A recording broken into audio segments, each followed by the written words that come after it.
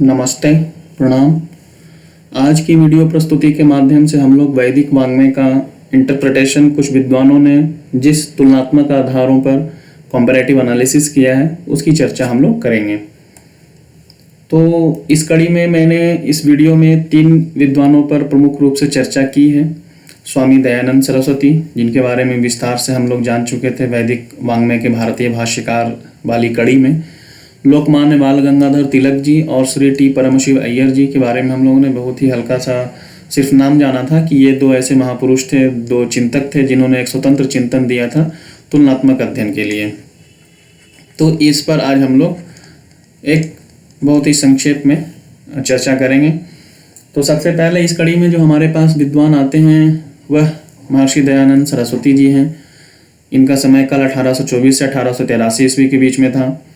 इन्होंने एक ग्रंथ की रचना की थी ऋग्वेदादि भाष्य भूमिका, और यह इन्होंने जो वैदिक वाङ्मय का जो भाष्य किया उस भाष्य का ये एक तरीके से प्रीफेस था। और इसमें कोई भी पुस्तक होती है उसका जो प्रीफेस होता है उसमें उन ग्रंथों के बारे में, उन बुक्स के बारे में, उसके सब्जेक्ट के बारे में, सब्जेक्ट कंटेंट के बारे में थोड़ा एनालिसिस होता है। तो इस ऋग्वेदादि भाष्य भूमिका में स्वामी दयानंद सरस्वती जी ने वही कार्य किया है और करीब करीब 50 से भी अधिक विषयों पर इन्होंने एक तुलनात्मक अध्ययन किया है। मैं इन सभी विषयों पर यहाँ पर चर्चा नहीं करने वाला हूँ, बहुत ही संक्षेप में मैं बता रहा हूँ कि इन्होंने ऋग्वेदादि भाष्य भूमिका के अध्ययन लेखन में कौन कौन से निष्कर्ष हमारे सामने प्रस्तुत किए हैं।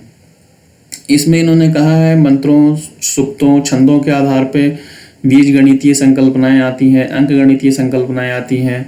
यह इन्होंने वर्णन किया है। सृष्टि विज्ञान कैसे है, सृष्टि की उत्पत्ति कैसे हुई, कॉस्मोलॉजिकल कुछ फिनोमिना के बारे में भी ये बताते हैं।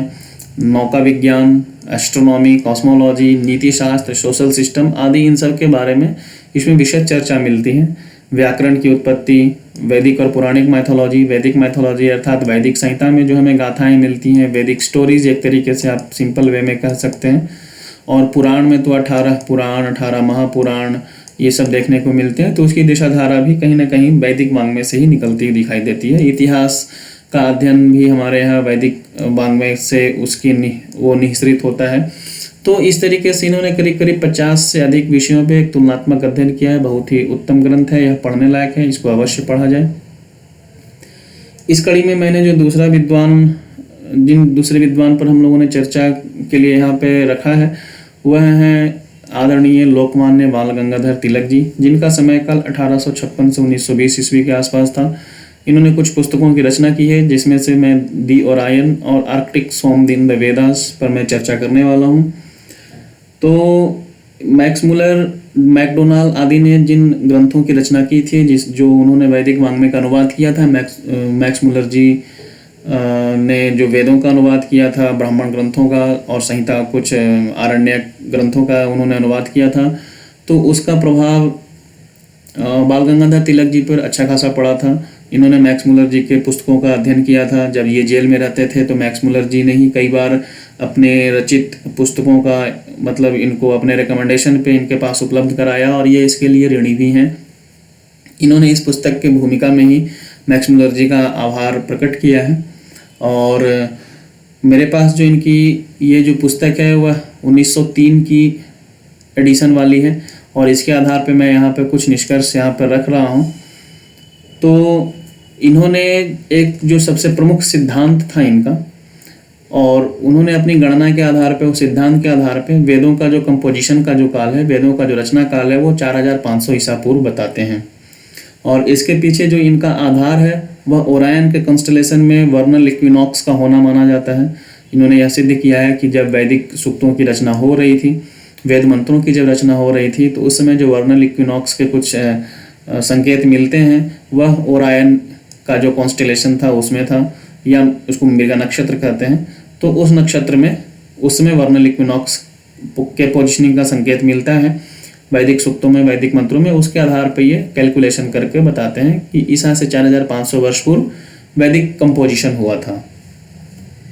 इसके आधार पर ये बहुत से भूगर्भीय, जियोलॉजिकल, आर्कियोलॉजिकल और माइथोलॉजी में कंपैरेटिव माइथोलॉजी पे मतलब चर्चा करते हैं। उसका विशद उसमें अध्ययन कई उन्होंने निष्कर्ष दिया है। और उसके आधार पे ये कॉम्पैरेटिव माइथोलॉजी में ये अवेस्ता ग्रंथ से अच्छा खासा तुलनात्मक अध्ययन करते हैं वेदों का, और इन सब के आधार पे ये एक निष्कर्ष निकालते हैं कि जो आर्यों का, आर्य अर्थात जिन्होंने वेदों की रचना की थी, वेदों के रचना के क्रम में या वेदों के जो रचनाकार माने जाते हैं वो ऋषि माने जाते हैं, जो एक तरीके से जो आर्य जाति कही जाती है, वो उनको एक संज्ञा मिली थी। हालांकि ये विशेषण था, इस पर कभी बाद में चर्चा करेंगे। तो इन आर्यों का जो मूल निवास स्थान था वो इन्होंने ध्रुवीय क्षेत्र को बताया था, पोलर रीजन जो है पृथ्वी का वहाँ पर बताया। और इसके पीछे इनका एक आधार था कि जो वैदिक देवता हैं उनके अंदर पोलर एट्रीब्यूट्स मिलते हैं, ध्रुवीय गुण उनमें देखने को मिलते हैं, ध्रुवीय लक्षण देखने को मिलते हैं। कुछ मंत्रों का, कुछ सूक्तों में इस तरीके से निर्देशन है कि सूर्य वहाँ बहुत दिन तक नहीं अस्त होता था। तो ये ऐसा जो गुण है जियोग्राफिकल और जियोलॉजिकल, वो ऐसा ध्रुवीय क्षेत्रों में ही होता है, देखने को मिलता है। तो इन सब आधारों का इन्होंने थोड़ा सा विश्लेषण किया है। 500 पेज की पुस्तक है, मैं संपूर्ण विश्लेषण में नहीं जाऊंगा, मैं यहाँ थोड़ा सा समझा देना चाहता हूँ।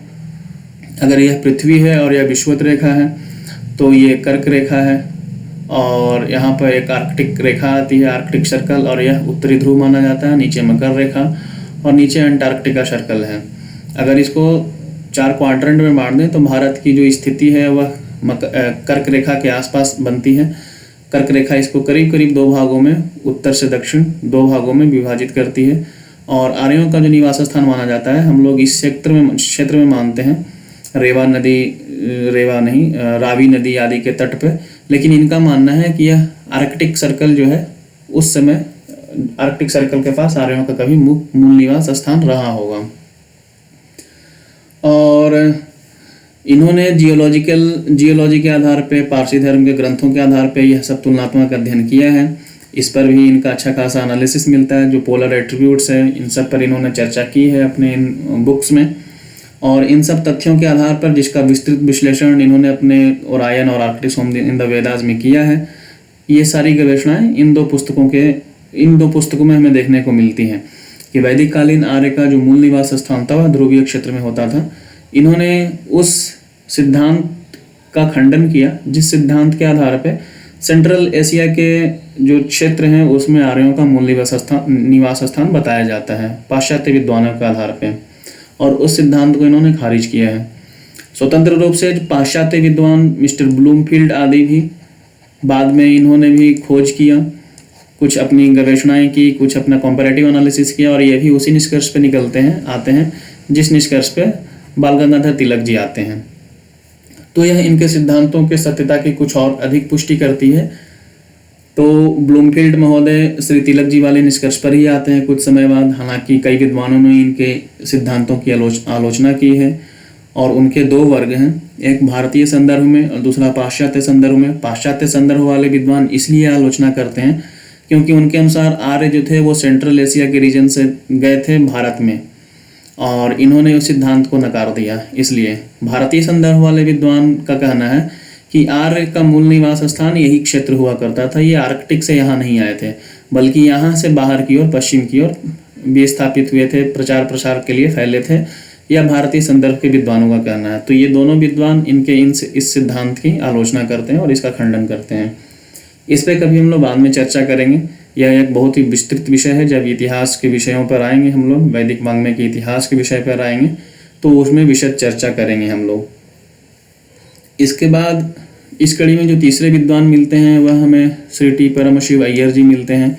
यह मैसूर में पहले 1903-1900 के आसपास में ये सेशन कोर्ट के जस्टिस भी रहे थे। इनका समय काल 1863 से 1943 ईस्वी तक का है, और इन्होंने भी पाश्चात्य अनुवादों का अच्छा खासा अध्ययन किया है। ब्लूमफील्ड, मैकडोनेल, मैक्स मुलर आदि का गहन अध्ययन इन्होंने किया है, और उन्हीं सब के अध्ययन के बेसिस पे इन्होंने कंपैरेटिव एनालिसिस किया है, और उनके अध्ययन से, उनके अनुवादों से ये बहुत ही प्रभावित भी थे। हालांकि ये अपने जो बुक्स है उसमें वैदिक माइथोलॉजी जो मैकडोनेल महोदय ने लिखा था उसकी कई बार चर्चा भी करते हैं, उसका रेफरेंस भी लेते हैं। इनका जो बुक है उसका नाम है द रिक्स और the primeval glimpse of light and life, और इस किताब में इन्होंने जियोलॉजिकल फिनोमिना जो ग्लेशियल पीरियड चल रहा था हिमालयन रीजन का, उसके आधार पे ये चर्चा करते हैं। संपूर्ण रूप से जो तुलनात्मक अध्ययन इन्होंने किया है वह इसके आधार पे ही करते हैं। इसमें कहीं कहीं पर ये ग्रीस में जो पाइथन का कॉन्सेप्ट आता है उस पर चर्चा करते हैं। कहीं अफ्रीकन ट्राइब का कुछ काव्य है जो आल्पस रीजन जो है यूरोप में, आल्पस पर्वत, उस रीजन के आसपास के जो देश हैं वहाँ पर जो काव्यों का जो विकास हुआ था और उन काव्यों में जो शैली मिलती है उस शैली का ये तुलनात्मक अध्ययन करते हैं। हिमालयन क्षेत्र की जो घटनाएं इनको देखने को मिलती हैं वैदिक वाङ्मय में, उसमें तो यहाँ पर मैंने एक टेबल बनाया है कि इन्होंने जियोलॉजिकल इंटरप्रिटेशन वैदिक टर्मिनोलॉजी का किस किस तरीके से किया था। तो यहाँ देखने को मिलता है कि यह जो भू जो शब्द है उसका इन्होंने लैंड अर्थात जमीन यह इंटरप्रिटेशन किया है। अदिति जिनको देवों की माता कहते हैं और उसको इन्होंने माना है जो ऊंचे पठारी क्षेत्र हैं, हाई प्लेटू रीजन है, उसको इन्होंने कहा है अदिति। रोदसी जो बर्फीले दर्रे होते हैं पहाड़ी क्षेत्रों में, स्नो पास, वो उसको रोदसी कहा है। रजस जो रॉक डेब्रिस है या जो औषधि का जो क्षेत्र है उसको इन्होंने स्वर्ग की भी संज्ञा दी है। अंतरिक्ष जो बीच वाला क्षेत्र आता है जो फॉरेस्ट बेल्ट है उसको अंतरिक्ष कहते हैं, वन क्षेत्र। पृथ्वी ये जो पहाड़ी क्षेत्रों में जो लॉन्गिट्यूडिनल वैली है जो क्षैतिज रूप से जो हमें देखने को घाटी मिलती है उसको इन्होंने पृथ्वी का नाम दिया है।